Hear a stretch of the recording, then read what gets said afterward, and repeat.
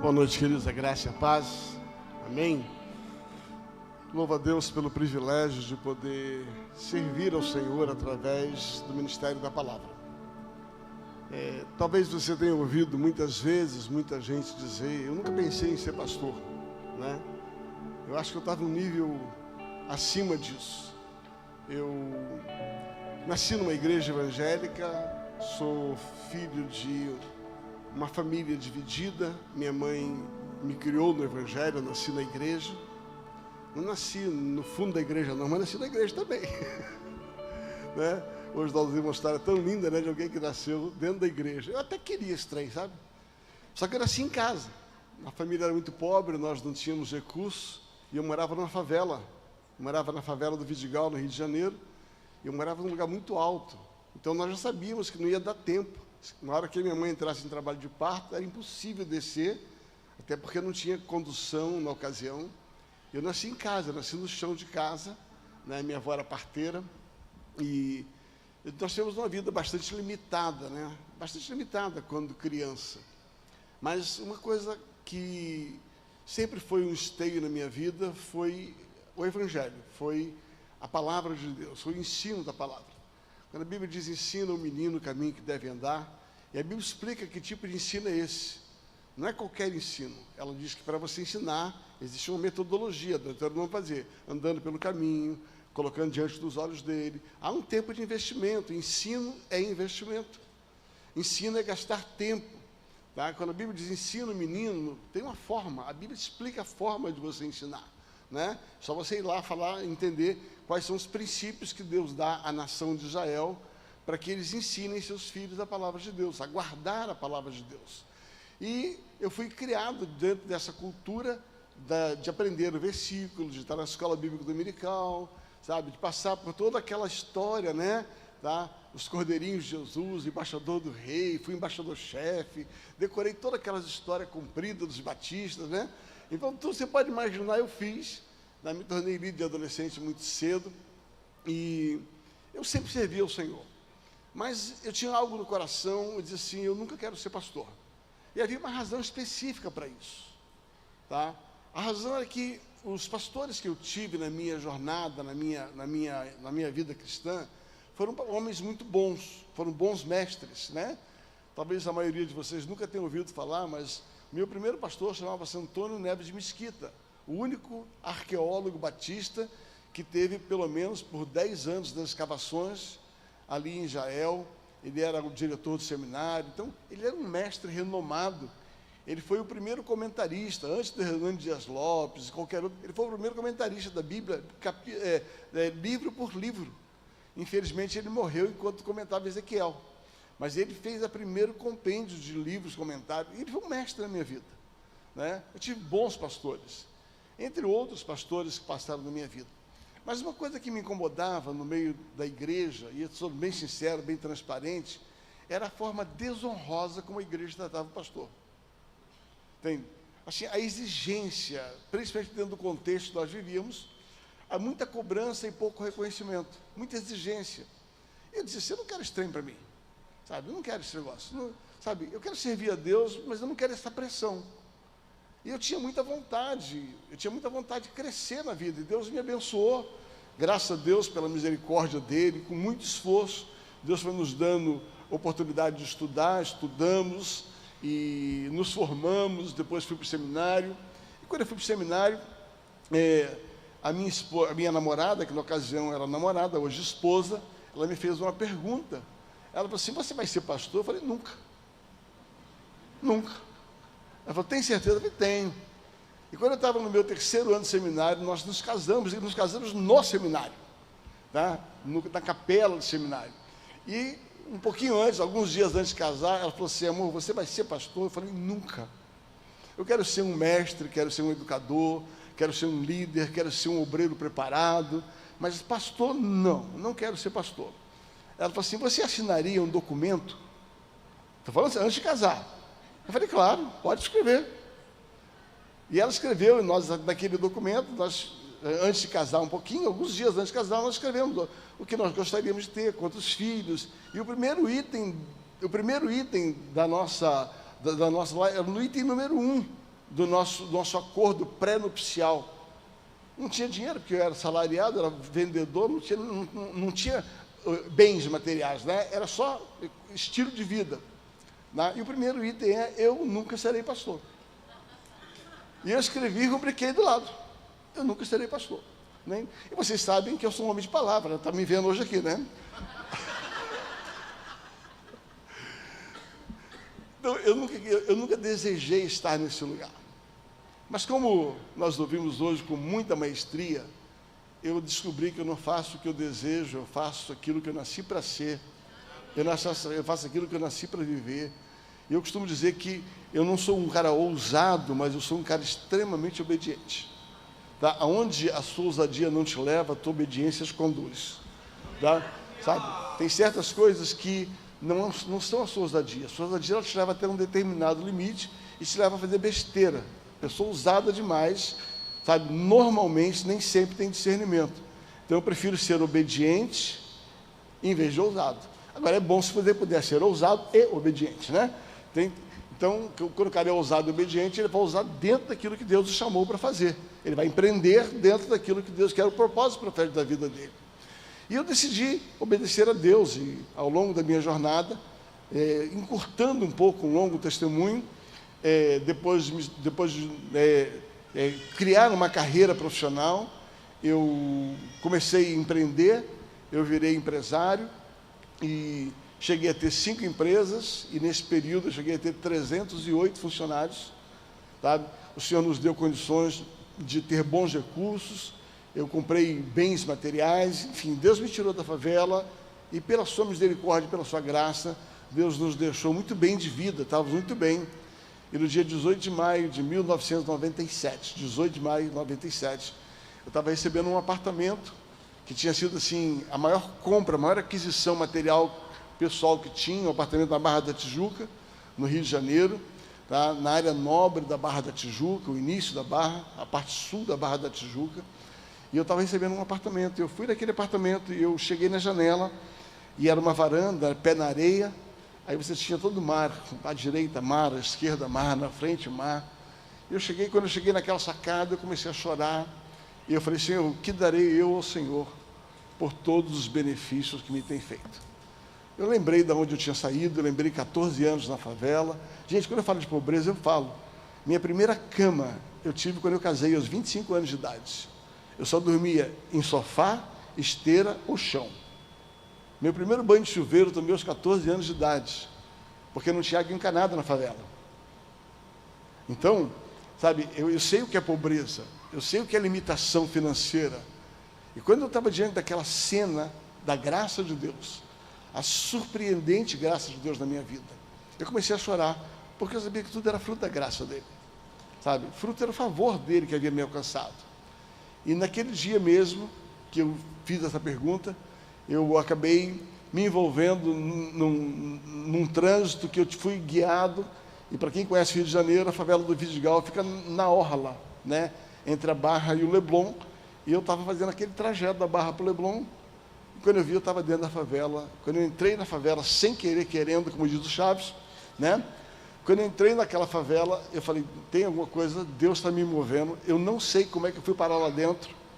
E eu parei, de longe, eu vi a região onde eu nasci, né? Eu estava sentado numa calçada, e eu recitei novamente o mesmo texto: que darei eu ao Senhor por todos os benefícios que me tem feito. E o Espírito Santo falou assim: completa o texto, porque o texto não para aí. O texto diz assim: pagarei os meus votos e tomarei o cálice da salvação. Aos 15 anos de idade, num momento de depressão, onde eu pensei em tirar minha vida, o Senhor me visitou, o Senhor me deu paz, e eu fiz um voto, sabe, cantando aquele hino que quem foi batista sabe: não importa onde for, seguirei meu Senhor, sobre terra ou mar, onde Deus mandar, irei.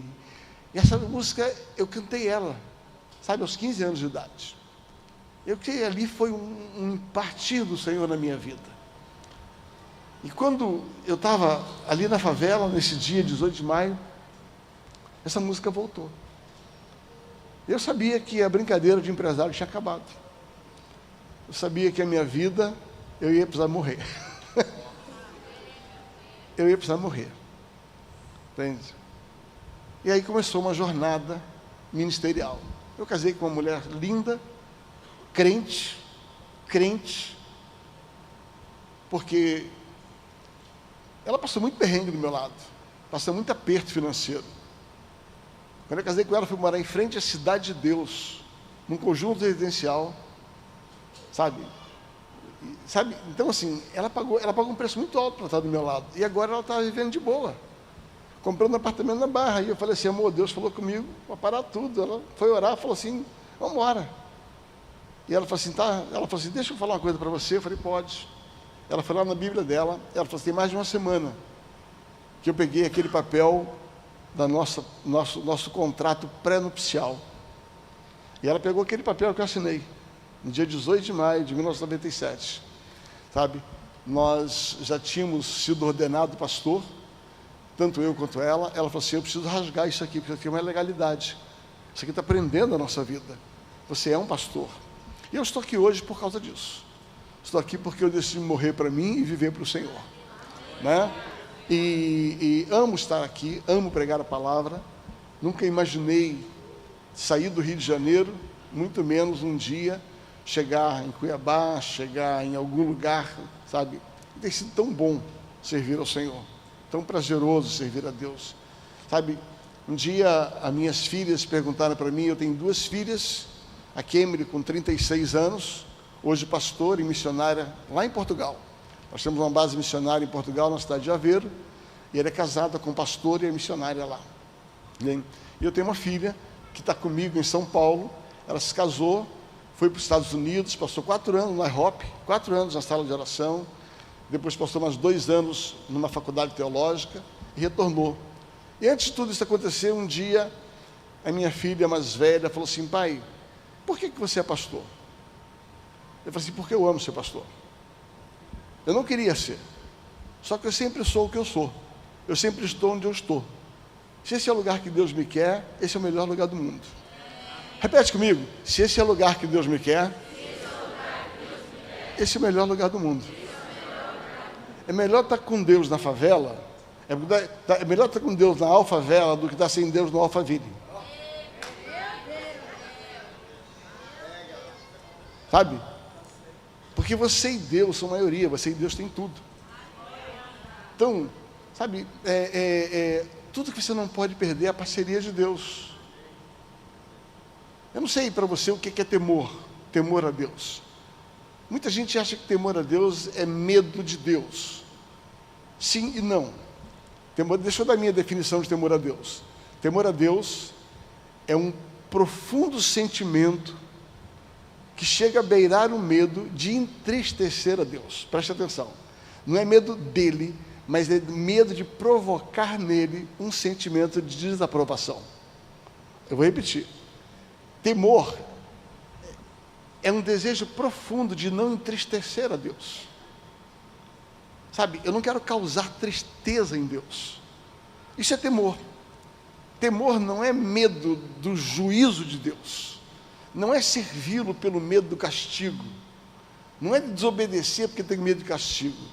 É servi-lo porque você o ama e você quer ouvir dele: filho bom, filho fiel.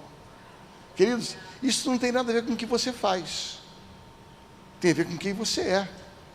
Porque quando Jesus não tinha feito nada, aos 30 anos de idade, ele não tinha feito um único milagre, ele não tinha pregado um único sermão. Quando ele saiu das águas, o pai falou assim: este é meu filho amado, e nele, ou seja, na pessoa dele, eu tenho prazer. Jesus não tinha feito nada, mas o prazer estava em quem Jesus era, e não naquilo que Jesus fazia.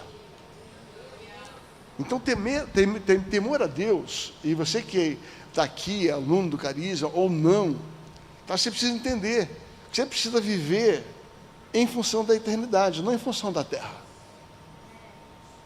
A sua vida tem que ser pontuada, não por aquilo que você vai desfrutar aqui, porque aquilo que vai desfrutar aqui, vai ficar aqui. Você tem que viver por aquilo que você vai viver depois que partir daqui. A eternidade são os 100, mais 100, mais 100, mais 100, multiplicado por 100, ao potencial de 100. Ou seja, se você quer viver bem 60, 70, 80 anos aqui, e depois desfrutar de algo muito pior na eternidade, por mais 100, é problema seu. Eu prefiro sofrer aqui, eu prefiro sofrer aqui, eu prefiro sofrer aqui, mas desfrutar da eternidade lá em cima. Tá? Hebreus capítulo 11, 23 e 24, a Bíblia vai falar que Moisés, já sendo adulto, a palavra adulto ali é com entendimento, ele preferiu sofrer com o povo de Deus, do que por um tempo desfrutar dos benefícios do Egito, do mundo. E a Bíblia explica, porque ele tinha em vista a recompensa. Que Moisés abriu mão de ser príncipe do Egito para ser rei no céu. Então, queridos, viver pela eternidade é o grande desafio da vida. As nossas decisões precisam ser pontuadas, não por aquilo que eu vou ganhar aqui, mas por aquilo que eu vou ganhar quando meus dias terminarem aqui. Pastor, mas eu não acredito no inferno. Querido, se você não acredita, o inferno existe do mesmo jeito. Tá? E eu vou ficar muito triste se você descobrir da forma errada. Amém? Pastor, obrigado. Tá? Que honra poder estar aqui, uma alegria. Tá? Com certeza vamos ter muito tempo juntos, tempos de mesa. Tá? Pastores amados, obrigado. Estaremos lá em Eusébio, faço isso publicamente. Tá? Vamos estar com vocês lá. Tá? Lelis, obrigado por aceitar o convite. Tá? Que bom que você está aqui. Abra sua Bíblia, por gentileza, em Atos dos Apóstolos, capítulo de número 7. Atos dos Apóstolos, capítulo número 7.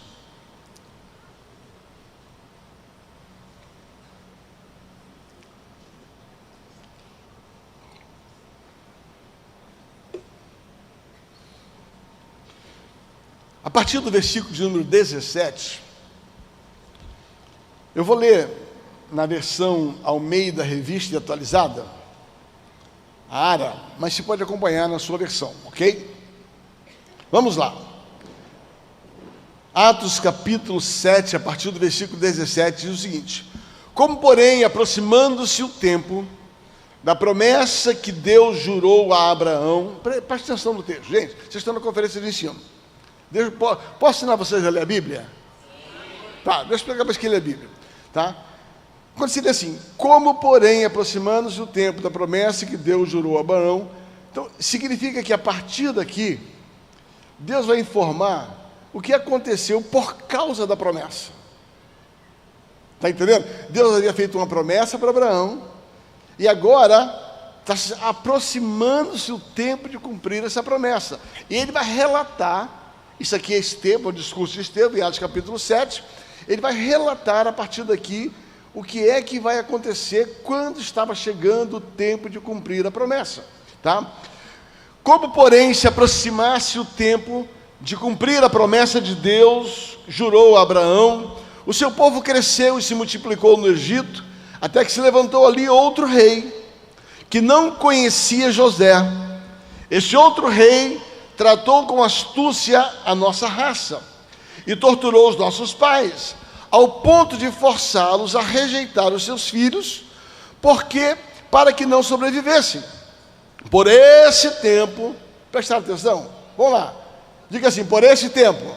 Não, me ajuda aqui, está na conferência. Por esse tempo. Diz assim, fala assim, que tempo, pastor? Pergunta. O tempo que Deus havia prometido algo para Abraão. Assim que se lê a Bíblia. Ele fala assim, como se aproximasse o tempo daquilo que Deus prometeu. Aí fala, o nosso povo cresceu, por esse tempo, ou seja, chegou a hora de cumprir a promessa que Deus havia feito a Abraão. Isso é o texto. Pastor, eu não entendo a Bíblia. É porque você não faz pergunta para ela. Não leia a Bíblia como se lê jornal. Leia a Bíblia fazendo perguntas para ela. Por esse tempo, ele vai explicar, tá? Por esse tempo nasceu Moisés. Presta atenção, diga assim, Moisés é a resposta de Deus que ele fez a Abraão. Ou seja, Moisés que nasceu porque era a resposta da promessa que Deus havia feito a Abraão. Diz assim, por esse tempo nasceu Moisés, que era formoso aos olhos de Deus. Por 3 meses ele foi mantido na casa de seus pais. Quando foi exposto, a filha de Faraó o recolheu e criou como seu próprio filho. Agora preste atenção nesse versículo, que vai ser um pouco da base que nós vamos falar. E Moisés foi educado em toda a ciência dos egípcios. Repita comigo, foi educado com base na ciência do Egito. Tá? Foi educado em toda a ciência do Egito. E aí ele continua dizendo assim, tá? E ele era poderoso em palavras e em obra. Querido, o Egito também dá poder, o Egito também dá eloquência. O Egito também traz resultado. No reino de Deus. Meu Deus, que vontade de começar a pregar. Vamos em frente. Quando completou 40 anos, veio-lhe a ideia de visitar os seus irmãos, os filhos de Israel. Cuidado com as boas ideias. Vendo um homem tratado injustamente, tomou-lhe a defesa e o vingou o oprimido, fazendo o quê? Fazendo o quê? Matando o egípcio. Agora preste atenção no texto. Ora, Moisés cuidava que seus irmãos entenderiam que Deus os queria salvar por intermédio dele. Eles, porém, não entenderam. No dia seguinte, aproximou-se dos que brigavam e procurou reduzi-los à paz, conduzi-los à paz, dizendo, homens, vós sois irmãos, por que vos ofendeis uns aos outros? Mas o que agrediu o próximo repeliu, dizendo, quem te constituiu autoridade, juiz sobre nós? Acaso queres matar-me como fizeste ontem ao egípcio? Agora versículo assim, a estas palavras, repita comigo, a estas palavras, Moisés fugiu e tornou-se peregrino na terra de Midian, onde nasceram 2 filhos. Pai, fala conosco nesta noite, em nome de Jesus. Queridos, por que eu li esse texto? Na verdade, eu não vou pregar sobre Moisés. Eu li porque eu quero começar a estabelecer um princípio de ensino para você. Tá? O que o texto aborda aqui é que Moisés, ele vem como uma resposta de Deus a uma promessa. Moisés é um propósito de Deus, Moisés é um projeto de Deus. Moisés nasceu para cumprir uma promessa que Deus fez a Abraão. E agora, Moisés é criado, tem todo aquele cenário, Moisés é colocado lá, aí vai lá, a filha de Faraó pega ele é criado no Egito. E aí, no Egito, ele é formado na cultura do Egito. Ele é formado pela mentalidade do Egito. As práticas de Moisés, eles eram influenciadas e eram inspiradas no Egito. E o Egito era o país dominante. E o Egito governava pela força, pelo poder, pela morte, pela guerra. Essa era a forma do Egito conquistar. Aí Moisés, então, foi criado durante 40 anos e ele foi formado nas melhores universidades do Egito. Ele estudou e isso deu a ele uma eloquência, ele falava bem, deu a ele poder, ele tinha resultados. O Egito e a cultura do Egito produziu em Moisés uma maneira de agir e uma maneira de pensar. Só que Moisés era um projeto de Deus, só que agora influenciado por uma cultura errada, influenciado por uma mentalidade errada, influenciado por um princípio errado, influenciado por uma maneira de governar errada, por uma maneira de conquistar errada, influenciado por uma maneira de se relacionar errada. Mas dá resultado. E quem gosta de resultado, não importa qual é a metodologia, desde que o tenha. E aqui começa o nosso problema. Só que uma hora, e eu não tenho tempo de pregar sobre isso, você vai entender que Moisés um dia, ele entende, está escrito no texto, ele entende que Deus tinha levantado ele para salvar o seu povo, porque o texto diz, e Moisés entendia que Deus havia de livrar o seu povo por intermédio dele, está escrito no texto, nós lemos isso. A Bíblia diz que Moisés entendia, fala, Moisés entendeu o propósito profético da sua existência. O que ele faz? Então, agora que eu sei meu propósito profético, agora eu vou sair daqui e vou fazer aquilo que Deus me criou para fazer. Libertar o povo do Egito, porque foi isso que Deus prometeu para Abraão, um libertador. E ele sai e vai até a terra onde estão os seus irmãos, e chegando ali na terra, ele vê um egípcio maltratando os seus irmãos. É lógico, não precisa pensar muito. Eu nasci para quê? Para fazer com que os meus irmãos parem de sofrer na mão dos egípcios. Eu nasci para libertar os meus irmãos, e eu entendi isso da parte de Deus. Em outras palavras, Moisés falou assim, pronto, dei início ao meu ministério. E Moisés então parte para cumprir o seu chamado profético, que ele entendia. Agora fala comigo, ele estava influenciado pela cultura do Egito, pela forma de agir do Egito. Então, ele faria o trabalho de Deus, do propósito profético, da forma do Egito, não da forma de Deus. Por isso que ele chega lá e ele mata aquela pessoa. E aqui eu quero começar a entender algo. Presta, a Bíblia diz que você não pode querer que uma fonte de água doce dê água amarga, salgada. A Bíblia diz que não sai da mesma fonte água doce e água amarga. Não sai da mesma fonte água limpa e água contaminada. Nós temos aqui 2 copos que eu prometi, que eu já vou ter aqui de propósito. Se eu bebo desta água contaminada, eu pego esse líquido aqui que está contaminado, e eu bebo, eu coloquei para dentro de mim uma fonte. Está comigo até aqui? E eu vou pôr para fora o quê? Aquilo que eu coloquei para dentro. Se você não entendeu, eu vou repetir. Não tem como você pôr para fora uma água limpa se você está bebendo uma água suja. Você vai manifestar, através de você, aquilo que você coloca para dentro de você. Estamos na conferência de ensino. Moisés tomou do Egito, se encheu do Egito. Entendi que agora chegou a hora do meu chamado. Vou libertar meus irmãos. O que é que ele vai pôr para fora? Aquilo que ele colocou para dentro.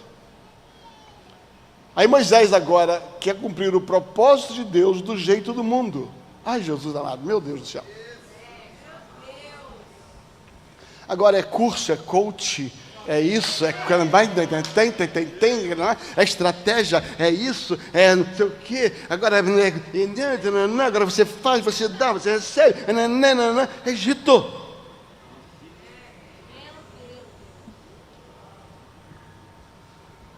Pastor, tem alguma coisa contra coach? Não, eu sou coach. Eu passei 2 anos nos Estados Unidos fazendo um curso de treinamento de liderança. Eu sou coach. Só que a minha mentalidade não é do Egito. Eu não estou falando contra os coaches, eu estou falando a forma como os coaches agem. Porque depois dizem, pastor de Djalma, não, querido, eu tenho um diploma. Eu tenho um diploma norte-americano de 2 anos nos Estados Unidos. Então eu não estou jogando contra o meu time. Eu só estou dizendo a forma de fazer. O problema, queridos, é que tudo que você colocar para dentro é o que vai sair de você. Jesus falou assim para aquela mulher: quem beber da água deste poço voltará a ter sede. Aquela mulher em João capítulo 4. A mulher samaritana. Quem beber da água desse poço aqui vai voltar a ter sede. Mas quem beber da água que eu lhe der, nunca mais terá sede.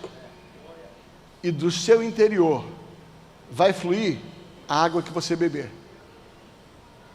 Você só vai pôr para fora aquilo que você colocar para dentro. Então não me venha com essa conversa de transbordar. Eu não quero saber se você quer transbordar, eu quero saber o que você está transbordando.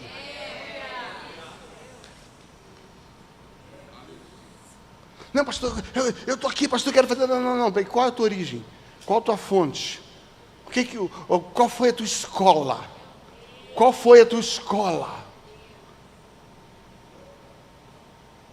Agora, se você bebe da água que Jesus dá,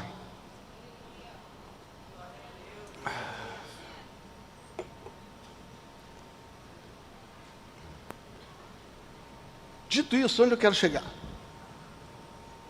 A Bíblia diz que Moisés, ele entra no seu propósito profético, ele entende que era a hora dele entrar no ministério, só que ele entrou com a mentalidade errada, da forma errada, com a cultura errada, matando.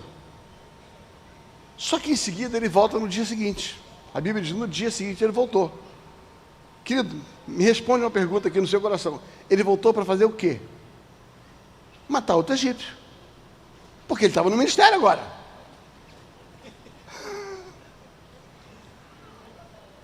Só que agora ele encontra dois irmãos. Ele chega para os irmãos, vocês estão brigando, cara. Aí o cara vai lá, quem te chamou? Quem?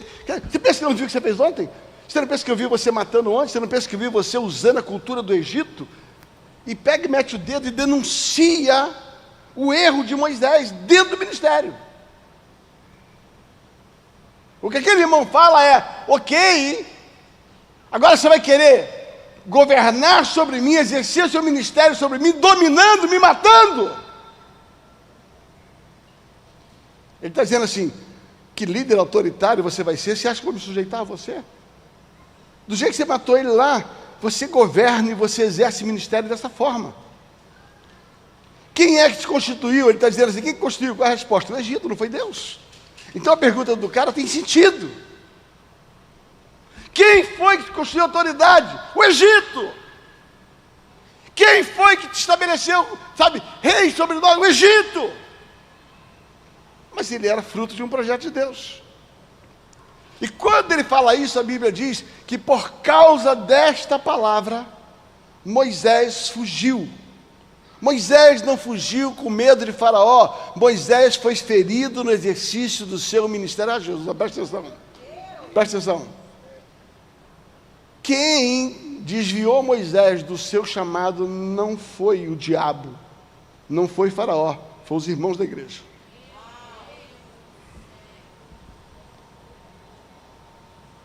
Quando ele vai falar com os irmãos falam assim, quem é você, rapaz? Pensa que eu não sei quem você é, pensa que eu não sei como é que você age? E deram as três no Moisés. O que Moisés fez? Botou a Bíblia entre as pernas e vazou.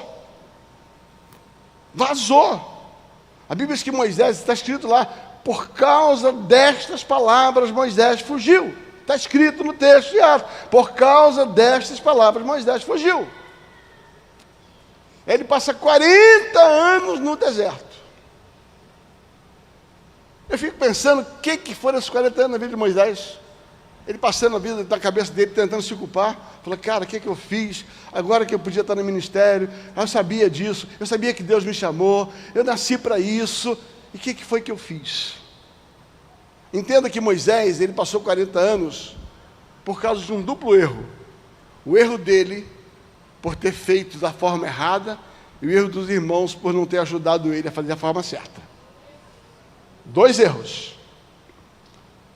Moisés foi ferido pelos seus próprios erros. Fala que Moisés foi ferido pelos seus próprios erros, mas também pela falta com que as pessoas não souberam tratar ele. Foi julgado. Não deram a ele oportunidade, não trabalharam com ele. Aí Moisés agora some no mundo. Quando Moisés some no mundo, ele comete 3 pecados. 3 pecados durante os 40 anos. 3 pecados. Pecado número 1, sabe? Ele fugiu de onde não podia ter fugido, do propósito dele. Então ele cometeu um pecado ministerial. Segundo pecado, ele cometeu um pecado sexual familiar. Ele casou com quem não devia ter casado. Ele casou com a mulher cuxita. E o terceiro pecado, um pecado moral, ele matou quando devia gerar vida. Então Moisés carregava 3 traumas com ele. Tá? Ele cometeu um pecado moral quando matou, ele cometeu um pecado familiar, sexual, quando casou com uma mulher que não devia ter casado, e ele cometeu um pecado ministerial, que ele largou aquilo que ele não devia ter largado. Você acha que ele passou os 40 anos tranquilo? Não. Agora você vai entender por que, depois de 40 anos, Moisés vai para Horebe. A Bíblia diz que Horebe é monte de Deus. Sabe o que Moisés foi fazer lá? Estava com saudade de Deus. Não, você não entendeu, vou repetir. Moisés foi para Horebe, monte de Deus, porque ele estava com saudade daquilo que ele nasceu para ser, daquilo que ele nasceu para fazer. Não aguentava mais conviver, sabe, com seus erros e com a falta de compreensão dos outros. Aí você conhece a história, chega em Horebe, ele tem um encontro com a sarça, ele tem um encontro com Deus. Quando tem encontro com Deus, ele retorna ao propósito profético dele. Agora, Moisés bebe de uma outra água. Presta atenção. Enquanto Moisés bebeu desta água, da água do Egito, foi dor, morte e sofrimento. E ele cometeu vários erros. Mas Deus nunca presta atenção, Deus nunca desistiu de Moisés. Deus nunca desistiu de Moisés. E quando Moisés dá uma atenção para Deus, e quando Moisés decide dar uma oportunidade para Deus, meu Deus, presta atenção no que eu estou falando para você, porque Deus está falando com você hoje. Os teus erros do passado não anulam o que Deus tem para você. Mas você precisa dar uma oportunidade para Deus, você precisa ir para Horebe. Você precisa ir para Horebe, você precisa ir para a casa de Deus, você precisa ir para o monte de Deus. Querido, talvez você não saiba que você está aqui, porque esse lugar aqui é Horebe hoje. E você é feliz por estar aqui e tenha dó de quem não veio. Aí você vai, porque o teu coração está pulsando por um retorno ao propósito profético. Mas Moisés estava se culpando dos seus erros. 40 anos com dor de cotovelo, trazendo culpa para aquilo que ele cometeu como erro, não se perdoando muitas vezes. Só que aí Moisés tem um encontro com a sarça. Moisés tem um encontro com a presença de Deus. Moisés se dá a isso. É interessante que Êxodo capítulo 3, a Bíblia relata que quando Moisés chegou em Horebe, a Bíblia diz que uma sarça ardia e não se consumia. Presta atenção nisso. Aí Moisés passando por aquela sarça, está escrito no texto, Moisés passando por aquela sarça, disse em seu coração, está escrito no texto, me virarei para ver, repita comigo, me virarei para ver essa manifestação. Aí é o versículo seguinte, e vendo Deus que Moisés se virara para ver, falou com ele. Pastor, o que você quer dizer com isso? Que não adianta você estar em Horebe, a sarça arder, não adianta a revelação vir, ou você se vira para ver, ou você volta do jeito que você entrou.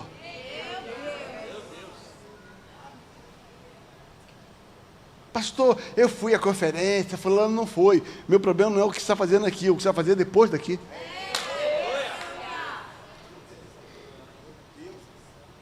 Há uma sarça ardendo aqui desde ontem, que vai arder até amanhã. E a minha pergunta é, você tem duas coisas para fazer, ou você ignora o que Deus está querendo fazer aqui, e vai continuar a sua vidinha, ou você dá atenção, ou você se vira para ver. Porque Deus só respondeu a Moisés a hora que ele se virou para ver, a hora que ele disse, e eu me virarei para ver. Confere no texto, eu não estou lendo para ganhar tempo. Eu não vou pregar sobre Moisés, estou introduzindo o que eu quero falar.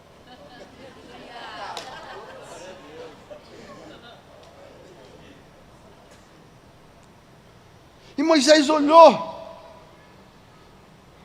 E quando Moisés olhou, Deus percebeu que Moisés deu valor àquela manifestação, deu valor ao que Deus estava fazendo naquele ambiente. Fala comigo, ambiente.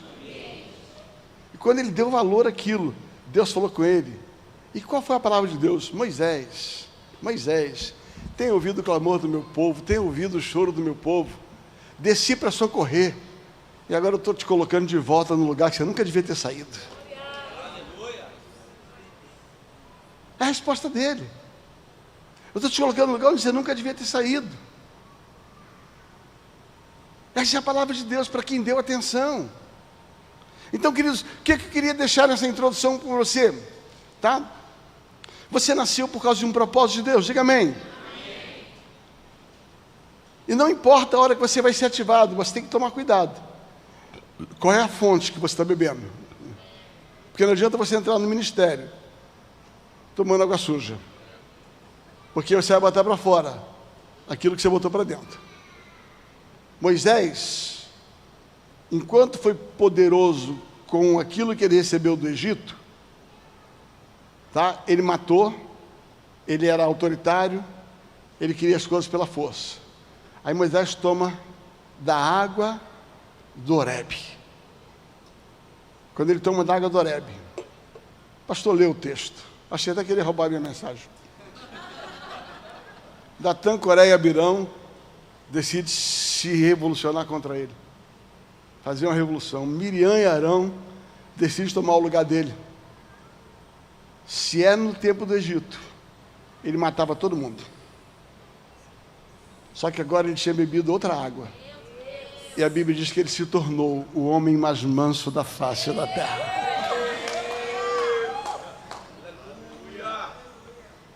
Quando você é manso, é porque você está morto.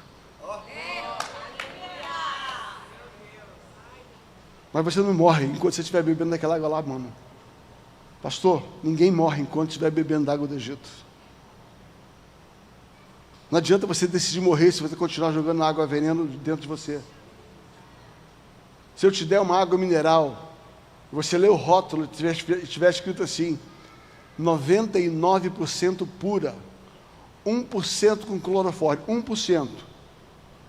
Você toma dessa água? Por que você acha que Deus vai aguentar você com 1% de sujeira?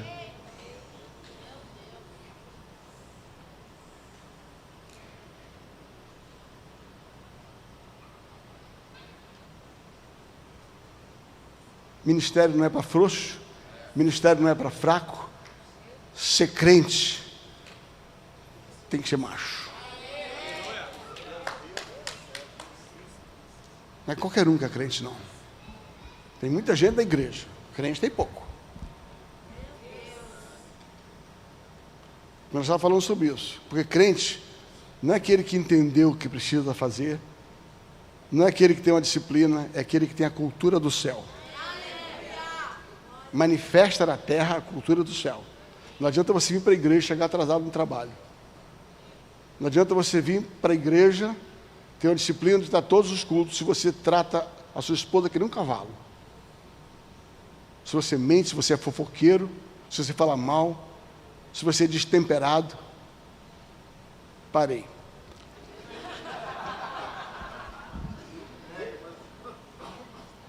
Vamos começar a pregar? Atos capítulo 9, agora eu vou entrar no personagem que eu quero. Não serei muito longo mais. Eu já queria ter feito essa introdução para você entender onde eu quero chegar. Atos capítulo 9, eu não vou ler, você conhece a história. Tem um cara que tem um chamado desde o ventre da mãe. Ele fala sobre isso. Eu fui escolhido no ventre da minha mãe.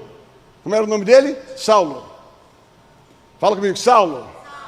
Diga assim, Saulo nasceu por causa de um projeto de Deus. Só que Saulo bebeu d'água de Roma. Bebeu d'água de Roma.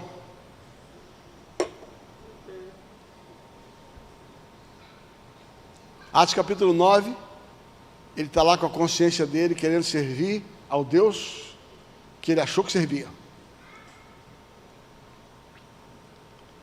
Só que Deus sabia que o que estava errado na vida de Saulo era a fonte.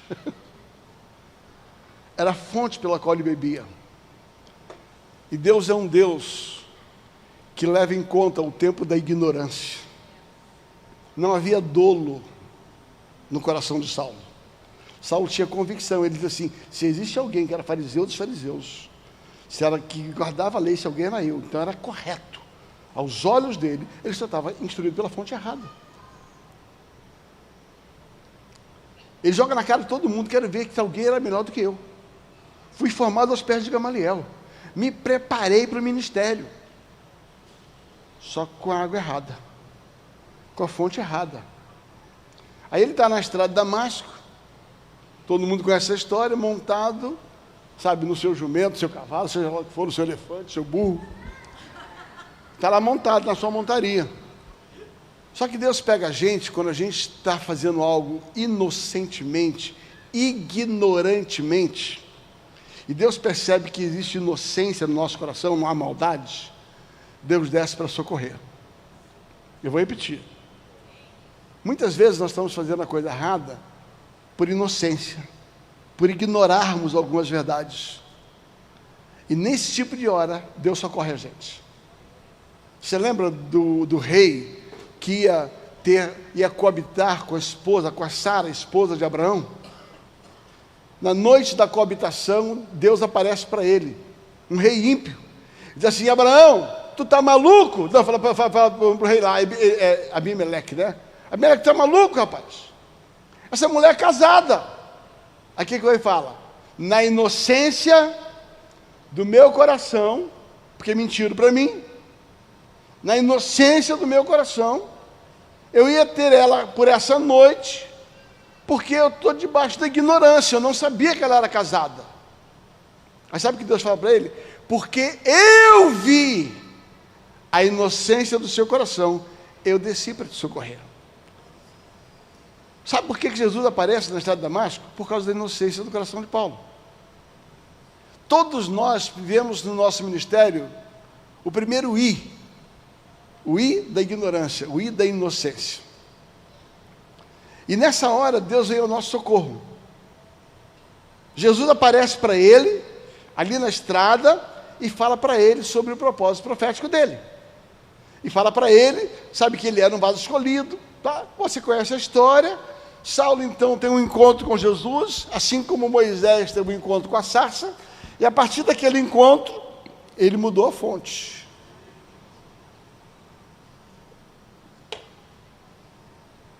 Agora ele está empolgado, crente novinho, empolgado.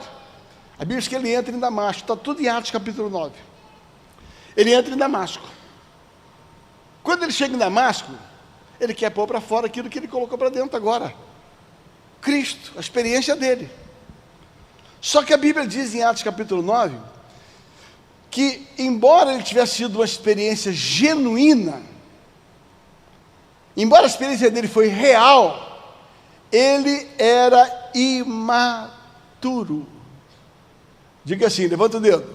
O primeiro I, de novo, o primeiro I é o I da inocência, da ignorância. Logo, esse I, Deus vem e socorre a gente. O segundo I, depois de ser socorrido, é imaturidade. Por que foi imaturidade? Ele começou a discutir teologia. Ele começou a discutir com os irmãos. Ele começou agora a querer Jesus goela abaixo. Ele começou a querer empurrar Jesus para todo mundo. Ele queria que a experiência dele agora fosse a experiência de todo mundo.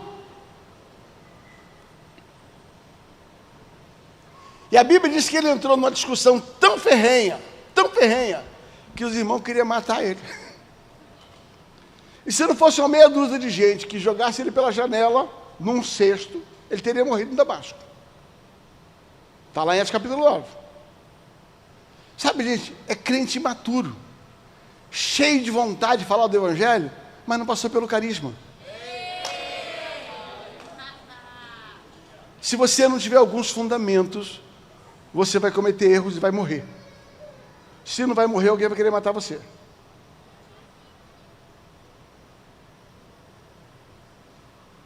A imaturidade é essa falta de entendimento de que você precisa crescer na graça e no conhecimento. Saulo saiu pregando o Evangelho. Pastor, eu fui fazer um projeto missionário no Nordeste, e eu peguei 46 jovens do Rio de Janeiro, botei no ônibus e fui para o Nordeste. Cheguei no Nordeste, começamos uma campanha numa cidade, e naquela cidade eu levei um rapaz chamado Valtinho, era desse tamanho assim, Valtinho, de que passava o nome dele. Baixinho também, mas não é aquele Valtinho, é outro. Eu levei um rapaz, um jovem, chamado Valtinho. O nome fala tudo. E o Valtinho era sanguíneo. E um dia falou, pastor, posso pregar na praça? Eu falei, pode. Tá bom. Aí chegou na praça e começou a pregar. E pregou. Gente, pensa num lugar cheio de cangaceiro, todo mundo fumando na praça. Era um domingo, praça cheia. E ele fez o apelo. Quem quer aceitar Jesus? Ninguém levantou a mão. Ele foi ficando vermelho, eu falei, vai dar ruim. Porque eu já conhecia ele, né? Um cara destemperado. Vai dar ruim. E ele falou, ninguém quer aceitar Jesus? Aí eu já estava indo para tomar o microfone dele, cheguei atrasado. Ele pegou o microfone e falou assim, deixa eu fazer uma pergunta. Quem aqui já queimou o dedo com um palito de fósforo ou com cigarro? A maioria levantou a mão. Ele falou assim, doeu. Imagina seu corpo inteiro queimando no inferno, porque você não tem Jesus, você vai tostar, o teu corpo todo vai tostar no inferno. Eu tomei o microfone dele e falei, irmão, para, devagar, menos. Ele ia morrer ali, cara. Isso era Saulo de Damasco, imaturo. Uma experiência genuína, é verdade, um chamado, verdade. Mas não estudou, não se preparou, não passou pelo carisma, vai dar ruim. Na sua empolgação vai dar errado. Então, primeiro ia a inocência, segundo ia a imaturidade. Aí ele sai fugido de Damasco, corre para Jerusalém. Era mais ou menos assim, já que não me aceitaram em Cuiabá, eu vou para a sede lá em Miami. Porque lá em Jerusalém vão me aceitar. Jerusalém é sede, né? Vão me aceitar lá em Jerusalém. Aí ele chega em Jerusalém, todo mundo já sabia, eu falei, esse cara é encrencado. Pensa num cara problemático. Já queria matar os crentes antes, agora já arrumou confusão lá em Damasco. Agora chega aqui, não, ninguém quer ele. Barnabé dá uma carteirada, né? Barnabé dá uma carteirada e falou, não, deixa que eu cuide dele. Deixa que eu discipulo ele. E deram um espaço para ele. Só que agora ele não era mais inocente, ele já não era mais tão imaturo, agora ele foi imprudente. Fala assim, imaturo. Ou inocente. Diga assim, inocente, imaturo, imprudente. Querido, essa é a sua vida, tá? Essa é a minha. A gente vai passar por essas 3 fases. É natural, porque falta preparo. Qual foi a imprudência dele em Jerusalém? Começou a discutir com os gregos, agora não era mais com os crentes, começou a brigar com os caras do mundo. E a Bíblia diz que não arrumou uma pequena confusão em Jerusalém. E todo mundo agora estava com raiva da igreja por causa do Saulo. Atos capítulo 9, todo mundo pega ele e fala assim, Saulo, vai para a casa da mamãe. O texto diz que pegam ele, leva até o porto e manda para Tarso, casa dele. Em outras palavras, você dá muito B.O. aqui, filho. Tem lugar para você aqui não. Não tem lugar para você aqui não. Aí mandaram ele para Tarso. Tá? Em 15 minutos eu termino. Presta atenção. Fala assim, Damasco não era ambiente para recuperar Saulo. Damasco não entendeu o chamado de Saulo. Embora ele tivesse errado, ele cometeu erro Damasco não soube lidar com o erro dele. Diga assim, Jerusalém também não era ambiente para recuperar Saulo. Agora Saulo está onde? Em Tarso. Atos capítulo 11. Há um avivamento em Antioquia. Atos capítulo 11 é um avivamento em Antioquia. Aquilo que está acontecendo em Antioquia chega aos ouvidos da igreja de Jerusalém. Aí eles mandam Barnabé para lá. Depois você lê Atos 11. Manda Barnabé para Antioquia. A Bíblia diz que Barnabé era um homem bom, cheio do Espírito Santo e cheio de fé. Um cara confiável. Bom, cheio do Espírito Santo, cheio de fé. Quando Barnabé chega lá, a Bíblia diz que ele vê a demonstração da graça de Deus no ambiente. Um dia eu me perguntei, por que Barnabé? Eu fico imaginando, pastor, usando a minha imaginação santificada. Aquilo que não está escrito, mas pode ter que aconteceu. Estava vendo uma situação lá em Antioquia, chegou na sede. Aí reúne o conselho apostólico da sede. Vamos ver o que está acontecendo lá em Antioquia? Vamos, tem que mandar alguém para lá. Lógico, primeiro nome, Pedro. Vamos mandar Pedro? Alguém fala, ih, Pedro é barraqueiro, chega lá vai dar errado. Vai estar chutando balde, vai brigar com todo mundo. Pedro não dá certo lá não. Alguém fala, então manda João. Outro fala, ih, João é mole demais, vai ficar beijando todo mundo, abraçando, tudo é amor aqui, também não vai resolver. É amor de um lado, amor do outro, não vai resolver nada. João não dá. Vai passar a mão na cabeça de todo mundo, não vai resolver nada. Alguém fala, então manda Tomé. Não, é incrédulo, não serve. Não acredita em nada. Querido, eles olham todos 120 e olham e falam assim, quem entre nós é confiável?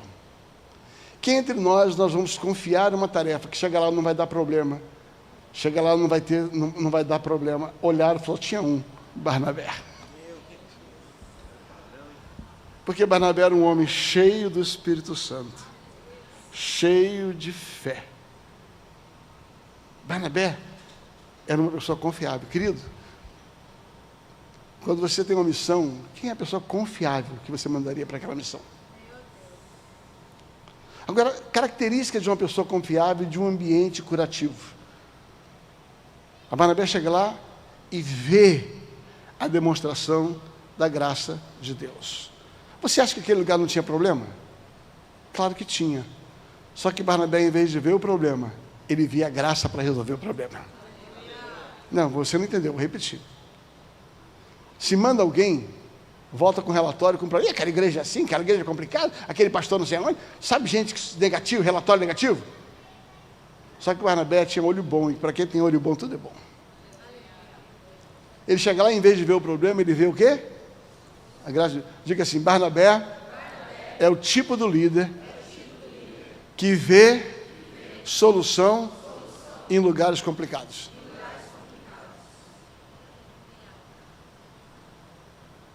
Ele vê a demonstração da graça de Deus.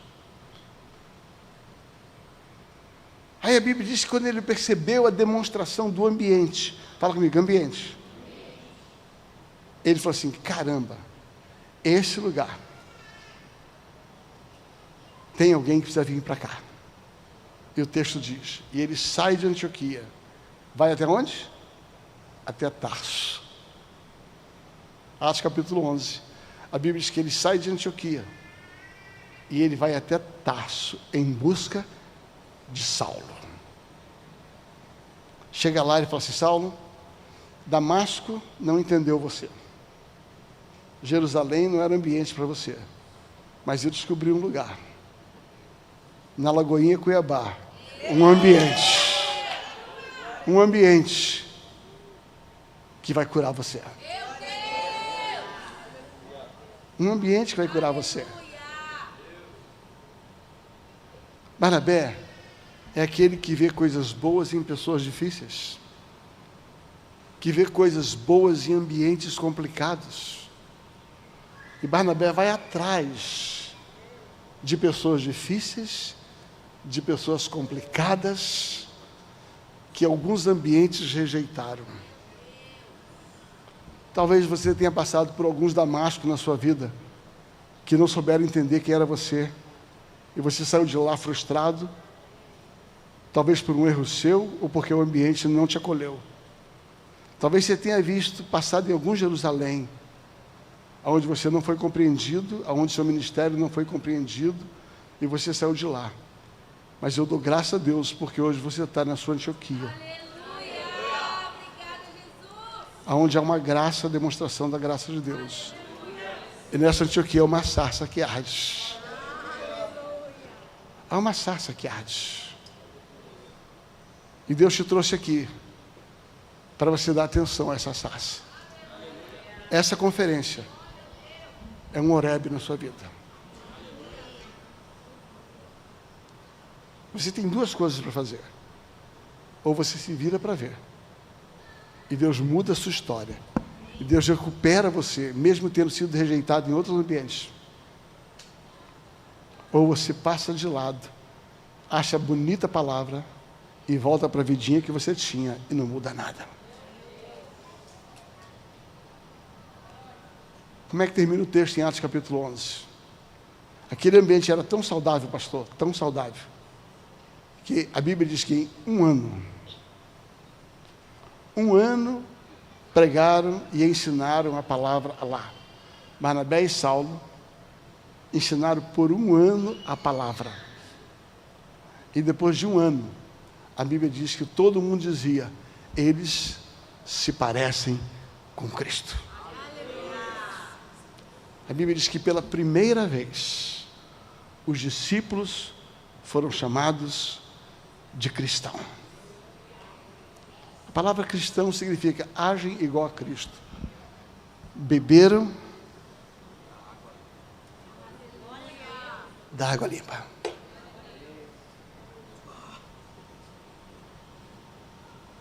Agora Saulo estava descontaminado, mas ele precisava de um ambiente para isso. Fique em pé, porque você está num ambiente de Antioquia.